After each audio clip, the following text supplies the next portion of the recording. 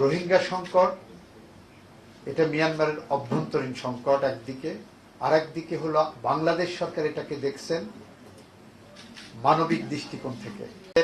কোনো বিষয় নিয়ে আন্তর্জাতিকভাবে আমরা মোকাবেলা করতে চাই, সেটা ধরে নিতে হবে সেই আন্তর্জাতিক মোকাবেলাটা হলো আমার স্বাধীনতা এবং সার্বভৌমত্বের জন্য, আমার দেশের মানুষের ভালোর জন্য, কল্যাণের জন্য। এই বাংলাদেশ 1971 সালে যে রক্তক্ষয়ী সংঘর্ষের মধ্য দিয়ে জন্ম নিয়েছিল, সেই বাংলাদেশের প্রতিটি মানুষের এই দেশের প্রতি একটা কর্তব্যবোধ আছে, সেটা আমাদের সাংবিধানিকভাবেই উল্লেখ করা আছে আর্টিকেল 21 অফ দি কনস্টিটিউশন। আন্তর্জাতিকভাবে আমরা কিভাবে এইগুলোকে মোকাবেলা করব সেটা আমাদের সংবিধানের 25 অনুচ্ছেদে বলা আছে। আমাদের সংবিধানের 25 অনুচ্ছেদটাকে আমরা যদি ফলো করি, সেখানে আন্তর্জাতিক পর্যায়ে আমার সরকার কিভাবে ডিল করবেন এবং সেখানে আন্তর্জাতিকভাবে যে সমস্ত দেশের নাগরিকগণ তাদের অভ্যন্তরীণ বিষয়ে তাদের দাবি আদায়ের জন্য যদি কোনো সংগ্রামরত থাকে, সেখানে কিভাবে ডিল করবেন সেটাও আমাদের সংবিধানে কিন্তু বিধৃত আছে। তা আমরা মনে করি রোহিঙ্গা সংকট এটা মিয়ানমারের অভ্যন্তরীণ সংকট একদিকে, আর একদিকে হলো বাংলাদেশ সরকার এটাকে দেখছেন মানবিক দৃষ্টিকোণ থেকে। এখন বলতে পারেন যে যখন এখানে ঢুকে আসছে তখন তো রোহিঙ্গার সাথে এটা আন্তর্জাতিক পর্যায়ে চলে গেছে, এটা কখনো না। কারণ রোহিঙ্গাদেরকে বাংলাদেশ সরকার আশ্রয় দিয়েছেন, তাদের পাশে দাঁড়িয়েছেন সম্পূর্ণ মানবিক মূল্যবোধের জায়গা থেকে। কারণ একজন মানুষ যখন ভূমিষ্ঠ হয় তখন সেই মানুষের 3টা অধিকারকে যদি বৈশিষ্ট্য থাকে, সেই বৈশিষ্ট্যগুলো মানবাধিকারে রূপান্তরিত হয়। একটা হলো এই অধিকারটা তার সার্বজনীন, ভূমিষ্ঠ হওয়ার সাথে সাথে এমন একটা অধিকার যেটা বিশ্বের সমস্ত মানুষের অধিকার পেয়ে দাঁড়ায়। এটা হলো তার ইনএলিয়েনেবল রাইট, এই অধিকারটা সে অন্য কারো কাছে হস্তান্তর করতে পারবে না। এটা হলো তার ইনহারেন্ট রাইট, সহজাত।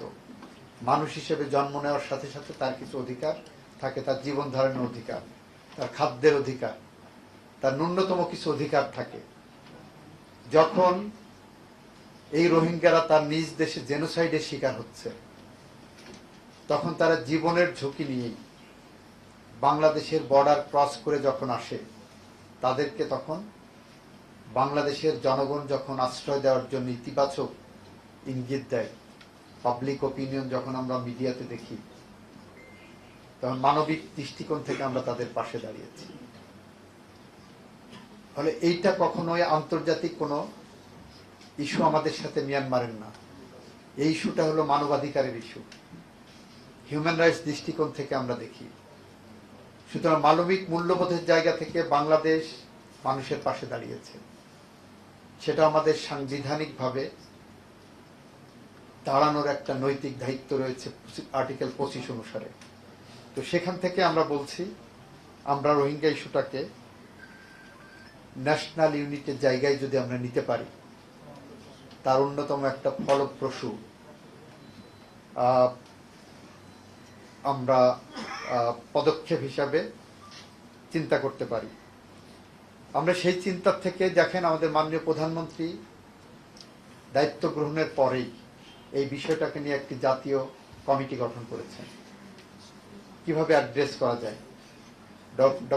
প্রফেসর তৌফিক সাহেব বলেছেন এখানে সিকিউরিটি পার্সপেক্টিভটাকে বেশি গুরুত্ব দেওয়া হয়েছে। আমাদের কাছে বাংলাদেশের ভূখণ্ডের অখণ্ডতা রক্ষা করাই সবচেয়ে বড় ইস্যু, এবং সেইটা রক্ষা করতে যে সিকিউরিটি পার্সপেক্টিভটাকে হয়তো আমরা গুরুত্ব দিচ্ছি, কিন্তু আমরা ডিপ্লোম্যাটিক পাসপোর্ট এবং সোশ্যাল কনটেক্সটটাকে কখনোই বাইপাস করছি না। একই সাথে আমরা মানবাধিকারকে সর্বোচ্চ গুরুত্ব দিচ্ছি, যাতে করে রোহিঙ্গা জনগোষ্ঠীর কোনো মানবাধিকার লঙ্ঘনের অভিযোগ